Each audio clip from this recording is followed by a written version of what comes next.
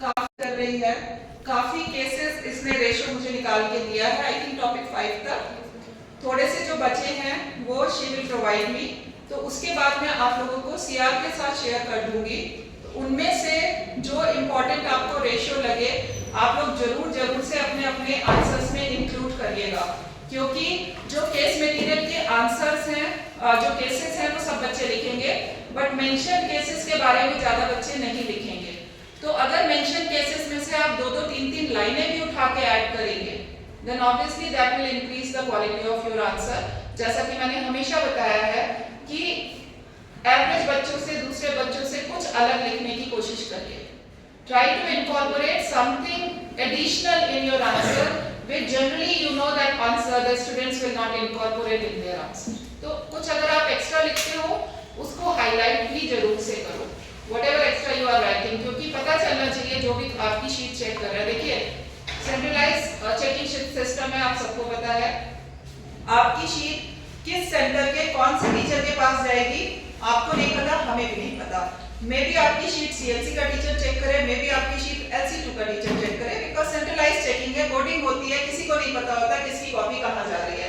तो वहां पे अगर आपकी शीट इज रिफ्लेक्टिंग, अगर से for example if I am checking answer sheets, 10 कॉपियां एक जैसी आई और उसके बाद 11वीं कॉपी में कुछ एडिशनल पॉइंट है, तो ऑब्वियसली अगर मैं बाकियों को 12 नंबर दे रही हूं तो उसको मैं 14 नंबर दूंगी। Are you getting the point? So try to incorporate something extra in your answer. This is one of the things जो मैं day 1 से कह रही हूँ। Try to incorporate material from the Constituent Assembly debates. Try to relate the provisions. और ऐसा कुछ भी आप लिखते हो उसको underline जरूर करो, उसको highlight जरूर करो। Number 1. Number 2, जो आपके cases के अंदर के cases हैं, relevant cases, मैंने बहुत से cases आप लोगों को पढ़वाए हैं।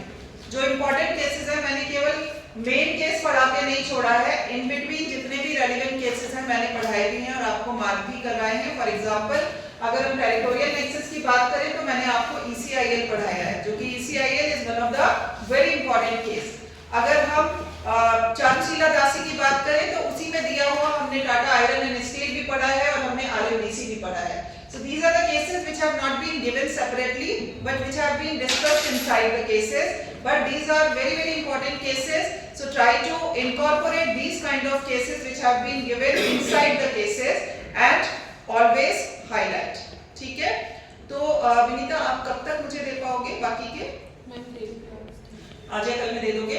तो जब मुझे सारे मिल जाएंगे टॉपिक 10 तक के, तो मैं टॉपिक 10 के जितने भी आपके cases, and I think she deserves a round of big applause. बहुत मेहनत करके एंड ये सारा कुछ इसने टॉपिक 5 तक के केसेस दिए हैं। जैसे टॉपिक 10 के आ जाएंगे मैं शेयर करूंगी, एंड ये सीआरएस की रिस्पांसिबिलिटी होगी कि वो फिर आपका जो सेक्शन का ग्रुप या कहीं ना कहीं जो भी ग्रुप होगा वहां पे शेयर कर दिया जाएगा। ठीक है, तो अब हम आते हैं कुछ मेन टिप्स, जो things which you need to remember at the time when you are writing your answer in the examination. सबसे पहले try to read whenever you get the question paper, उससे भी पहले ऑलवेज रीच अपना जो आपका centre है, आपकी जो जगह है, हमेशा टाइम से पहुंचिए। हम लोगों ने देखा है कितनी बार आप लोग 5 मिनट लेट, 2 मिनट में भैया क्या पढ़ लोगे, बाहर खड़े होगे कितना पढ़ लोगे, 2 मिनट 4 मिनट करते करते यू डोंट रियलाइज कि अगर आप एकदम रश में अंदर आते हो, नंबर 1 आपको 2-4 मिनट लेट शीट मिलेगी, क्योंकि टीचर्स ने अगर पेपर डिस्ट्रीब्यूट करना शुरू कर दिया तो वो पहले पेपर जो बच्चे बैठे हैं उनको डिस्ट्रीब्यूट होगा, उसके बाद आपको शीट मिलेगी। 2-4 मिनट आपके यहाँ गए, उसके बाद आपको शीट मिलेगी, फिर आप पेपर पढ़ने में एंड जो चीजें आप अपना फिल वगैरह करोगे उसमें यू विल टेक टाइम। तो शुरू से ही आप 5 से 10 मिनट पीछे होना शुरू हो जाते हो, एंड ये 5-10 मिनट बहुत क्रूशियल होते हैं।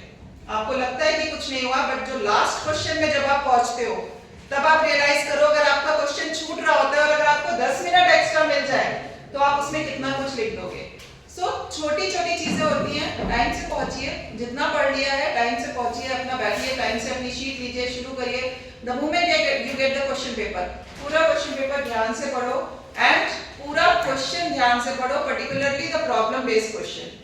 आधा क्वेश्चन पढ़ के कभी भी don't jump to the conclusion, क्योंकि कई बारी फैक्ट्स इतने फेमिलियर होते हैं कि आप आधा क्वेश्चन पढ़ के आपको लगता है कि हाँ ये तो यही है, हमें पता है, और ये तो इस केस पे बेस्ड है, and you start writing, and उसमें अगर लास्ट की 2 लाइनें चेंज हैं, because that is the description of the paper setter, जरूरी नहीं है कि वो 100% आपका प्रॉब्लम बेस्ड पे हो. It can be on the same law point, but the problem can be different. तो अगर लास्ट की दो लाइनें भी चेंज हो गई हैं तो your answer will be different. So always read the question very carefully and पढ़ने के बाद आपको जो लगता है बेस्ट 5 क्वेश्चंस है उसको आप अटेम्प्ट करिए. And whenever you are writing, when you start writing your answer, सबसे पहले आपको क्या लिखेंगे? इंट्रोडक्शन. Don't start writing. बहुत से बच्चे सीधा टॉपिक पे लिखना शुरू कर देते हैं. Don't do that. सबसे पहले आप एक ब्रीफ इंट्रोडक्शन दीजिए. बहुत बड़ा नहीं, आप आधे पेज का एक इंट्रोडक्शन अपने टॉपिक का दीजिए. Introduction, it should be a general kind of introduction regarding that topic in general. ये topic है क्या? For example, अगर आप nature of the constitution पे अगर आपका क्वेश्चन आता है, तो nature of the constitution पे आप क्या करेंगे? आप पहले general बताएंगे कि nature of the constitution क्या हो सकता है, कितनी तरह का हो सकता है. Constitution can be of 3 types. It can be federal, मानिए बेटा. It can be federal, it can be quasi-federal, or it can be unitary. तो दो लाइनों में, because time management is very important, आप वो हमेशा ध्यान में रख के लिखेंगे. जो भी लिखेंगे, आपकी स्पीड किसी की बहुत फास्ट होती है, किसी की स्लो होती है, depending upon how you write. In brief, अगर आप जल्दी लिख सकते हैं, थोड़ा ज्यादा बता दीजिए. अगर आपकी स्पीड स्लो है, दो लाइनों में बता दीजिए कि फेडरल क्या होता है, क्वासी-फेडरल क्या होता है, एंड यूनिटरी क्या होता है. उसके बाद फिर आप आएंगे कि फेडरल कॉन्स्टिट्यूशन के क्या फीचर्स हैं. What are the essential features of federal constitution. Federal constitution के एसेंशियल फीचर्स अगर आपको याद हो, we have discussed how many features are there. 5 essential features are there. और एग्जांपल आप किस कॉन्स्टिट्यूशन का दोगे? यूएस कॉन्स्टिट्यूशन का. तो ये चीजें सिस्टमैटिकली जब आपके माइंड में एक स्ट्रक्चर होगा, जब आप क्वेश्चन तैयार कर रहे हो, देखो सबसे एक अच्छा तरीका होता है प्रीवियस ईयर क्वेश्चन पेपर देखो. कम से कम 10 साल के क्वेश्चन पेपर देख के आपको थोड़ा आइडिया लग जाएगा कि किस क्वेश्चन पे 20 मार्कर क्वेश्चन आता है और किस क्वेश्चन पे 10 मार्कर आता है. Although it depends upon the description of the paper setter, लेकिन काफी बार आपको कुछ चीजें सेम मिल जाती है. उसके हिसाब से आप अपना एक स्ट्रक्चर्ड आंसर तैयार करो. कभी भी रैंडमली की टॉपिक पढ़ लिया हम लिख देंगे, उसमें आप हमेशा कंफ्यूज करोगे. आप एक स्ट्रक्चर्ड आंसर तैयार करो. गिव हेडिंग्स, गिव प्रॉपर सब हेडिंग्स. कभी भी ऐसे काइंड ऑफ, डोंट राइट ऐसे काइंड ऑफ आंसर. ऐसे काइंड ऑफ आंसर में आप क्या कहना चाह रहे हो, कहीं पे वो कई बार क्लैरिटी नहीं होती है, कई बार ये स्ट्रक्चर ही नहीं होता है आंसर का. सो नेवर राइट ऐसे kind of answer. Always give headings, sub headings to your answer. And heading, sub headings, फिर जो आपका प्रोविजन है, जैसे आपने इंट्रोडक्शन दिया, इंट्रोडक्शन के बाद आप फीचर्स बताए आपने कि देयर आर 5 एसेंशियल फीचर्स. फिर 5 एसेंशियल फीचर्स बताने के बाद आप इंडियन कॉन्स्टिट्यूशन पे आओगे कि how many out of these 5 exist in our constitution. So out of these 5, 4 exist in our constitution. फिर क्या हमारे कॉन्स्टिट्यूशन में नहीं है और क्यों हमारा कॉन्स्टिट्यूशन ट्रूली फेडरल नहीं है. Anyone remembers that? किस पॉइंट पे? Single citizenship. वो तो हमारा पेक्यूलियर फीचर है. उन 5 में से कौन एक हमारे कॉन्स्टिट्यूशन में नहीं है? रिजिड नहीं है. So you will highlight this. You will highlight that out of 5, 4 features they exist in our constitution. Our constitution is a written constitution. Our constitution is supreme. Distribution of power is there. Authority of court is there. तो 5 में से 4 तो आ गए हमारे constitution में, but फिर भी हमारा constitution federal नहीं है. क्यों नहीं है? क्योंकि it's not rigid. एक फेडरल कॉन्स्टिट्यूशन का एक एसेंशियल फीचर है कि federal constitution is always a rigid constitution. It is not easy to amend the constitution. तो वहां पे जब आपने लिखा कि रिजिड नहीं है, then you will write in some mixture of rigidity and flexibility. उसका फिर आप एग्जांपल दोगे कि क्यों हम कहते हैं mixture of rigidity and flexibility. कि there are few provisions which can be amended by simple majority, there are few provisions which can be amended by special majority, and there are very few provisions which require ratification in addition to special majority. तो केवल उसको amend करना मुश्किल है, बाकी simple और special से तो it's very easy for the government to amend the constitution. इसीलिए हम कहते हैं कि our constitution is mixture of rigidity and flexibility. तो ये हम पहला रीजन देते हैं कि हमारा कॉन्स्टिट्यूशन ट्रूली फेडरल क्यों नहीं है. उसके बाद हम दूसरा रीजन देते हैं कि because our constitution is tilted in favour of strong centre. इसके लिए हमने बड़े सारे प्रोविजंस पढ़े थे. तो ये आप सिस्टमैटिकली चलोगे एक के बाद एक.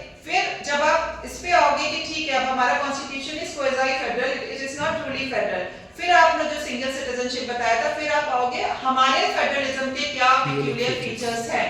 If our constitution is not truly federal, then what kind of federalism we have? तो उसमें आपके वो सारे आ जाएंगे, सिंगल सिटीजनशिप, सिंगल कॉन्स्टिट्यूशन, जो हमने डिस्कस किए थे, आपका predominance which has been given to the union and states, they are not rival to each other, हमने 5-6 पॉइंट्स डिस्कस किए थे, वहां पे आपके वो आ जाएंगे. उसके बाद ये सारा कुछ करने के बाद फिर आप उठाओगे केसेस की ओपिनियन, क्योंकि आपके जो एसआर मुंबई हो गया, केशवानंद भारती हो गया, स्टेट ऑफ वेस्ट बंगाल हो गया, उसके अलावा 3-4 केसेस जो विनीता ने दिए हैं वो भी आप ऐड कर सकते हो, और उसके बेसिस पे आप ये 3 केसेस, आप पर्टिकुलरली 3 में से भी आप पहले 2 केसेस जो है केशवानंद भारती एंड एसआर मुंबई, they are opinion based cases. यहाँ पे जजेस ने सिर्फ ओपिनियन दी है कि whether our constitution is federal और इट इज क्वाज़ी फेडरल, और वहां पे रीजंस दिए हैं कि अगर वो कह रहे हैं फेडरल है तो क्यों फेडरल है, अगर वो कह रहे हैं क्वाज़ी फेडरल है तो क्यों क्वाज़ी फेडरल है. वो आपको वहां से पिक करने हैं पैरास, वो पॉइंट्स आपको वहां से पिक करने हैं, एंड देन आपको अपना कंटेंशन सपोर्ट करना है on the basis of whatever opinion has been given by the जजेस इन दीस केसेस. समझ में आया? तो ये आपका स्ट्रक्चर होगा, और इसमें मैंने आपको बताया था क्योंकि टाइम कम होता है तो आप इंडिविजुअल ओपिनियन अगर नहीं लिख पा रहे हैं तो आप कंबाइन कर दीजिए. All the judges according to whom like judges in Keshwananda Bharati who are saying that constitution is federal, आप सबको कंबाइन कर दीजिए, और and the judges who are saying that the constitution is quasi federal, आप सबको combine कर दीजिए, but जजेस का नाम जरूर लिखिए. Again, these are the points on the basis of which you can make your answer better than average student. जजेस का नाम लिखिए.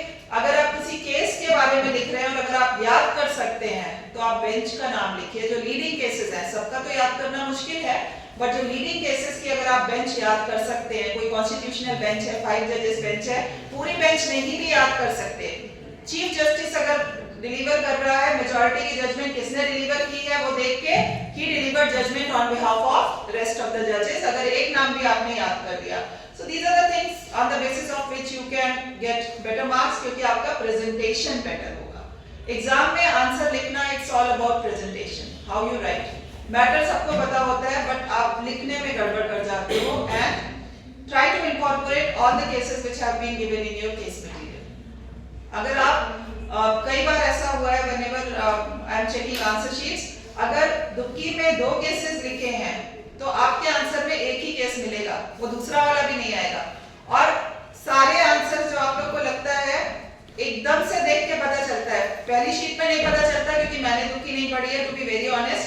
दूसरी तीसरी शीट से पता चल जाता है कि ये दुक्की का आंसर है, क्योंकि word to word, para to para, heading wise heading, everything is same.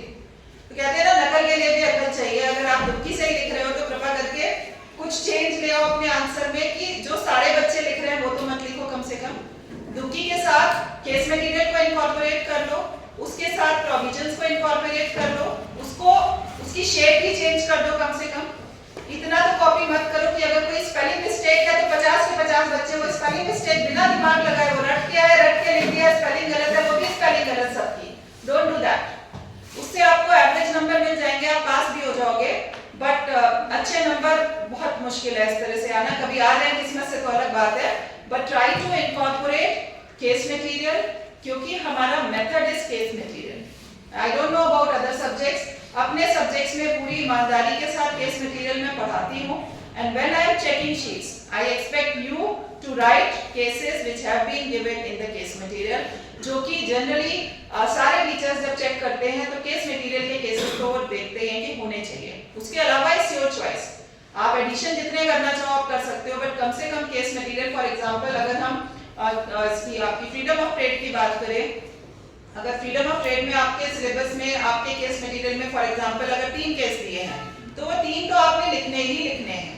उस 3 के साथ आप 4 और अगर ऐड करना चाहते हो आप कर दो, या जो इन बिटवीन केसेस हैं, जैसे कि आपका फॉर एग्जांपल अगर आप टेरिटोरियल नेक्सस का ही अगर हम एग्जांपल लें तो टेरिटोरियल नेक्सस में आपका केवल चारुशीला दासी दिया हुआ है, और एक आपका दूसरा केस का क्या नाम है जिसमें ईसीआई टाटा आयरन नहीं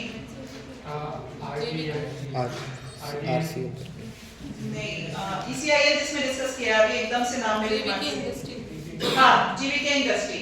केस मटेरियल में केवल अगर दिए हुए केस देखो तो आप केवल 2 दिए हैं, जीवीके इंडस्ट्री दिया है और टाटा आयरन और आपका चांसीला दासी दिया है। अब अगर कोई बच्चा आपका केस मटेरियल से केवल बाहर वाले केसेस लिखेगा तो वो ये 2 लिखेगा, लेकिन अगर आप लिखोगे तो आप जब 245(1) लिखोगे तो आप उसमें चारुशीला दासी लिखोगे, आप टाटा आयरन एंड स्टील लिखोगे और आप आरएमडीसी लिखोगे। और जब आप 245(2) को एक्सप्लेन करोगे तब आप बीसीआईएल लिखोगे और जीवीके इंडस्ट्री लिखोगे। 5 केसेस हो गए आपके। This is how the quality of your answer will be improved. And 245 भी जैसे आप अगर आप टेरिटोरियल नेक्सस पे भी लिख रहे हो, किसी भी टॉपिक पे लिख रहे हो, अगर उसके 2 क्लॉजेस हैं तो आप केवल एक क्लॉज को एक्सप्लेन करके नहीं छोड़ोगे। मेरे पास एक बच्चे दिखाने आया था, टेरिटोरियल नेक्सस केवल 245(1) एक्सप्लेन किया था, पर 245 अगर 245(1) के साथ 2 भी है, 2 इज वेरी इंपॉर्टेंट, आप उनको छोड़ नहीं सकते हो, एक्स्ट्रा टेरिटोरियल जुरिसडिक्शन तो वही दे रहा है, तो आप उसको अलग से प्रोविजन को एक्सप्लेन करोगे, 1 को 1 के केसेस लिखोगे, फिर 245(2) को लिखोगे और फिर 2 के केसेस लिखोगे, and then your conclusion should always be according to question. आप तो टॉपिक पढ़ के जा रहे हो, सीधा सीधा टॉपिक नहीं आएगा एग्जाम में उस पे क्वेश्चन फ्रेम करके आएगा। तो आप जो पढ़ के आए हो लिखोगे तो आप वही, but when you are concluding try to conclude according to the question which is being asked. जो पूछा गया है आप अपना कंक्लूजन करते करते, पूरा डिस्कस करते करते 10 इन कंक्लूजन, लास्ट पैरा से लेते लेते आप कंक्लूजन उसी टॉपिक पे ले आओ जो पूछा गया है। अगेन उससे आपको ज्यादा अच्छे नंबर मिलेंगे in comparison to other students वो जो कि वो पूरा टॉपिक डिफाइन करके आ गया। तो दोनों चीजों में मेन आपका यही होता है, again and again I am emphasising on this कि how you are representing, how you are writing. तो ये थोड़ी थोड़ी बेसिक चीजें हैं जो अगर आप याद रखें तो इतनी बड़ी नहीं है। अब आप लोग ये 3rd सेमेस्टर दो बारी पेपर लिख चुके हो, this is 3rd time you are going to write your answer sheets, तो आपको पता है टाइम मैनेजमेंट का भी आइडिया है।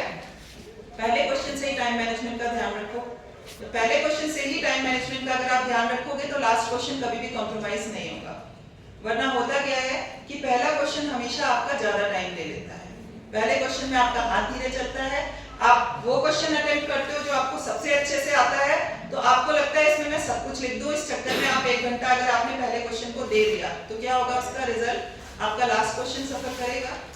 ऐसी शीट्स आती हैं जिनको देख के दुख होता है कि फर्स्ट 3 क्वेश्चंस इतने अच्छे से लिखे होते हैं, चौथे क्वेश्चन के लिए टाइम नहीं होता, चौथा क्वेश्चन पॉइंटर्स में आ जाता है और 5वां क्वेश्चन अटेम्प्ट करने की जगह ही नहीं, उनके पास टाइम नहीं होता। तो आपने 3 क्वेश्चन कितने भी अच्छे से कर लियो, आप पास नहीं होगे 3 क्वेश्चन पे। अगर 20 नंबर का क्वेश्चन आप अटेम्प्ट कर रहे हो, आपने कितना भी अच्छा लिख लिया, 1 घंटा लगा दिया आपने उसमें, 1.5 घंटा लगा दिया, 20 में से कितने मिल जाएंगे, 16 17, बहुत अच्छा लिखा, एक्सेप्शनल आंसर है 18, इससे ज्यादा तो नहीं मिलेंगे। और उधर क्या छोड़ रहे हो आप, एक 20 नंबर का पूरा क्वेश्चन छोड़ रहे हो, जिसपे आप अगर एवरेज भी लिखते हैं तो 12 नंबर 13 नंबर तो मिल ही जाते हैं आपको। So are you getting what you are getting and what you are losing. So time management हम पहले क्वेश्चन से ही आप ध्यान में रखो, it's very important when you are writing कि आधे घंटे में खत्म करना है तो करना है, आधे घंटे में मुझे ये question I have to mind up, घड़ी पे नजर होनी चाहिए और उसके अकॉर्डिंगली आप कंक्लूड करिए। And if questions are there in parts के क्वेश्चन में हमेशा टाइम ज्यादा लगता है, एंड पार्ट्स के क्वेश्चन तभी अटेम्प्ट करो जब दोनों पार्ट अच्छी तरह आते हैं, क्योंकि पार्ट के क्वेश्चन में बहुत बार ये होता है कि एक पार्ट में तो अच्छे नंबर आ जाते हैं, दूसरे पार्ट में नहीं आते क्योंकि दूसरा पार्ट आपको नहीं आता है। तो अगर 20 मार्कर आते हैं then go for 20 marker. First preference आपकी 20 मार्कर, अगर आपने अच्छे से लिख दिया तो वहां पे आपका 13 14 और अगर ज्यादा अच्छा लिखा है तो 16 नंबर तक भी आने की पॉसिबिलिटी है। और यहाँ अगर आपने 10 नंबर में अच्छा नहीं लिखा तो सीधा 5 जाएगा आपका, और हो सकता है उससे भी कम चला जाए। सो अगर इफ यू आर कॉन्फिडेंट कि नहीं ये तो 10 मार्कर मुझे बहुत अच्छे से आते हैं, मुझे यही अटेम्प्ट करने हैं, then go for it. But time management का ध्यान रखो कि अगर 10 मार्कर आप अटेम्प्ट कर रहे हो तो 15 मिनट में आपका एक 10 मार्कर खत्म होना चाहिए। और if you are not sure कि नहीं एक पार्ट तो अच्छे से आता है दूसरा नहीं आता है, तो उसमें फिर आप कोशिश करो कि आप अगर आपको 20 मार्कर मिल रहा है देन गो फॉर दैट। इसी के साथ एक और आपके 5 मार्कर क्वेश्चन आते हैं कई बारी, कॉन्स्टी में तो जनरली नहीं आते हैं बट दूसरे सब्जेक्ट्स में आते हैं, जैसे एविडेंस में आए होंगे, बाकी और सब्जेक्ट्स में आ सकते हैं। 5 मार्कर के में भी तभी जाइए आप अगर आपको 5 मार्कर के क्वेश्चंस आते हैं, एंड 5 मार्कर में कई बार बच्चे 8-8 पेज लिख देते हैं। क्या फायदा? 5 नंबर के क्वेश्चन में आप इतना लिख के आओगे, नंबर तो बहुत 4 से ज्यादा नहीं मिलेंगे ना, 5 में से 5 तो मिल नहीं जाएंगे। It's not objective. सब्जेक्टिव में बहुत अच्छा लिखा होगा 4 आउट ऑफ 5।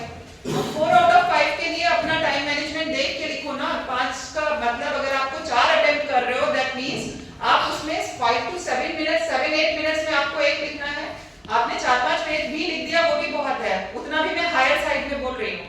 तो just try to time management is again I am saying, अगर आपकी स्पीड बहुत फास्ट है, अगर आपको लगता है कि मैं 5 मार्कर में भी 8 पेज लिख के मैं वहां पे 20 मार्कर के साथ भी जस्टिस कर सकता हूं, देन फाइन, बट जनरली ऐसा होता नहीं है। ये बच्चे तब करते हैं जब उनको 5 मार्कर में वो क्वेश्चन आ जाता है जो उन्होंने शायद 10 या 20 के लिए किया होता है, तो उनको लगता है कि चलो पढ़ा है, अच्छे से आता है, लिख दे, इंप्रेशन अच्छा पड़ेगा। बट वो इंप्रेशन अच्छा कितना भी पड़ जाए, 5 में से 4 से ज्यादा नहीं मिलेगा। और वो इंप्रेशन अच्छा के चक्कर में आप क्या छोड़ रहे हो, वो हमेशा माइंड में होना चाहिए कि आप क्या लूज कर रहे हो। और actually very honestly I am telling you, बहुत दुख होता है देख के कि जो बच्चे इतना अच्छा लिखते हुए आ रहे हैं और लास्ट के क्वेश्चन की वजह से फिर उनकी या तो फेल होते हैं वो, या वो बिल्कुल बॉर्डर लाइन पे आके रुकते हैं। जो 45 वाले होते हैं ना, वो सारे आप पुश कर करके 45 पे पहुंचते हो कि टीचर्स को भी लगता है कि एटलीस्ट चलो पास तो कर दिया जाए ऑनेस्टली। तो कोशिश ये करिए कि टाइम मैनेजमेंट का शुरू से ध्यान रखिए। एंड इसमें इन सारी चीजों में मैं एक चीज बताना आपको भूल गई कि इंट्रोडक्शन के बाद आप प्रोविजन, जैसे फेडरलिज्म नेचर पे तो कोई प्रोविजन है नहीं, बट जहां पे प्रोविजन है, आप जैसे अभी टेरिटोरियल एक्सेस की बात कर रहे हैं, तो आप प्रोविजन को भी एक्सप्लेन करिए। प्रोविजन को एक्सप्लेन करिए। केवल प्रोविजन को किसी भी सब्जेक्ट में कोई भी टीचर आपसे एक्सपेक्ट नहीं करेगा कि आप वर्ड टू वर्ड लिखिए, आप अपने शब्दों में लिखिए, आप उसके इंग्रेडिएंट्स लिखिए, उसका ब्रेकअप लाइक 2-3 पॉइंट्स में लिख के फिर आप एक-एक पॉइंट वाइज पॉइंट उसको एक्सप्लेन करिए।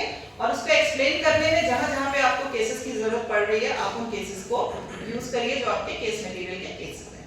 तो ये थोड़ी-थोड़ी चीजों का अगर आप ध्यान में रखेंगे, देन आई होप दैट आप सबके नंबर अच्छे आएंगे। एंड आपके कोई भी डाउट हो, आप कुछ पूछना चाह रहे थे? I wanted to ask about the provision only. And suppose we are writing an answer on appointment of judiciary, and 124 defines the establishment and appointment of judiciary. So 124 is quite long. So when we are writing, that's what I am telling you. No, you need not to write the entire provision. Just break the provision, take out the ingredients, write the ingredients in point, and then one by one explain the provisions. That's it. उससे कहीं पे भी पूरा provision लिखने की जरूरत नहीं है, वर्ड टू वर्ड तो कहीं पे भी लिखने की जरूरत नहीं है। सर क्वालिफिकेशन पे अगर आता है, क्वालिफिकेशन अपने पॉइंट्स में 10 years 5 years required as judge, 10 years as advocate और distinguished jurist, अपने पॉइंटर्स में अपने शब्दों में जो भी लिखना है, अपॉइंटमेंट का procedure, everything you need to write in your own words. ठीक है? तो उसमें कितना लेंथ, क्योंकि प्रोविजंस तो बहुत लेंथी है, लेकिन प्रोविजन से लेंथी है, वो बड़े टेक्निकल लैंग्वेज में है। आपको उसका मतलब समझ के अपने शब्दों में लिखना है, तो वो सिंपल है। और फिर उसकी जहां-जहां पे अगर आपको लगता है हेडिंग दे सकते हो, जैसे मान लीजिए से फॉर एग्जांपल आपने 3 उसमें इंग्रेडिएंट्स आ गए, उनमें से आपको लगता है कि इन इंग्रेडिएंट्स पे मैटर है जो मैं लिख सकता हूं, मैं इनको एलोबरेट कर सकता हूं, तो उनकी हेडिंग बना दीजिए, सब हेडिंग। ऐसे ही नहीं कि पॉइंट वाइज बस लिखना शुरू कर दीजिए, हेडिंग बना दीजिए। एंड जो मैं पॉइंटर्स बनाए से, पॉइंटर्स का ये मतलब नहीं है कि पूरा आंसर ही पॉइंटर्स में कर दीजिए। मेरे पास ऐसी भी कॉपी आई थी जो फॉर्चुनेटली एग्जाम में नहीं आई थी, यहाँ पे दिखाने के लिए बच्चा आया था, तो पूरा आंसर पॉइंटर्स में था। पूरा आंसर मींस एक पॉइंट में एक चीज कह रहा है, फिर दूसरा पॉइंट में दूसरा पॉइंट कह रहा है, कोई कनेक्टिविटी नहीं बन रही है आपके आंसर में। तो इस तरह का आंसर नहीं लिखना। Answer should be always in para, it should be para wise, आपका रनिंग में होना चाहिए, पैरा वाइज होना चाहिए। पॉइंटर्स का जो मैं वर्ड पॉइंटर यूज कर रही हूँ, that is I am using for provision, कि प्रोविजंस में जब आप इंग्रेडिएंट निकाल रहे हो, राइट दोस इंग्रेडिएंट्स इन पॉइंटर्स। 2 इंग्रेडिएंट हो सकते हैं, 3 हो सकते हैं, 4 हो सकते हैं, उनको 1 2 3 4 करके लिख दीजिए, but your entire answer should not be in pointers. Answer should always be in para with proper introduction and with proper conclusion. Proper introduction, conclusion, in between जितनी हेडिंग सब हेडिंग आप दे सकते हो आप दो, और उसको एक्सप्लेन करो। और जहां पे एक्सप्लेन करते समय इफ यू फील कि इस एक्सप्लेनेशन को सपोर्ट करता हुआ कोई केस है मेरे पास, वहां पे उस केस को लिख दो। या अनदर मेथड कैन बी कि अगर आपको साथ में केस नहीं लिखने, आपको नहीं समझ में आ रहा किस पॉइंट के अंदर में जाए, तो लास्ट में सारे केसेस लिख दो। It's entirely up to you that how you are framing your answer. दोनों मेथड ठीक है, जैसे आपको कन्वीनियंट लगे। आप बाद में भी सारे केसेस इकट्ठा लिख सकते हो, आप पॉइंटर्स के साथ भी लिख सकते हो। Is it clear to all of you? Now any doubt? पढ़ा है ही नहीं तो डाउट आएगा कहां से? अब पढ़ लीजिए, आप लोग थोड़ा पढ़ना शुरू कर दीजिए जिससे डाउट निकल के आए, सो दैट आप टाइम रहते वो डाउट पूछ सकें और उसको क्लैरिफाई कर सकें। ठीक है? So all the best to all of you for your examination. देखो बहुत मेहनत से पढ़ाया, दोनों सेक्शन के बच्चे बैठे हैं, पूरी मेहनत से पढ़ाया है और इतनी अच्छी तरह से एग्जाम करके आओगे सारे के सारे। ठीक है? क्वांटिटी में कम से कम सबके नंबर अच्छे आने चाहिए। ठीक है? All the best to all of you. दोनों सेक्शन के सीआर मुझे रोल नंबर अटेंडेंस नोट करके दे देंगे और एक बारी दोनों सेक्शन के सीआर मेरे पास भी आ जाएंगे। Mukesh and Niharika, sorry not Niharika,